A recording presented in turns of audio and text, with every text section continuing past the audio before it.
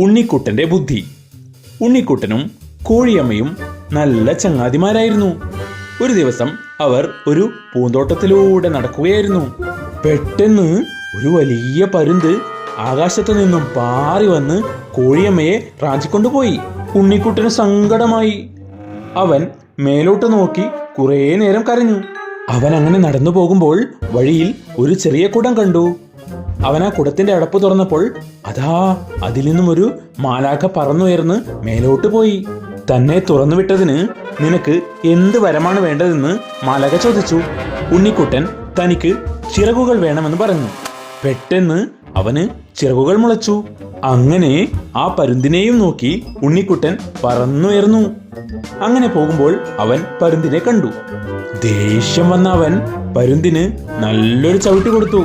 അപ്പോൾ പരുന്തിന്റെ കാലിൽ നിന്നും കോഴിയമ്മ ഇളകി താഴോട്ട് പോയി.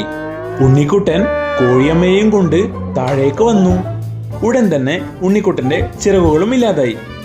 രണ്ടുപേർക്കും സന്തോഷമായി.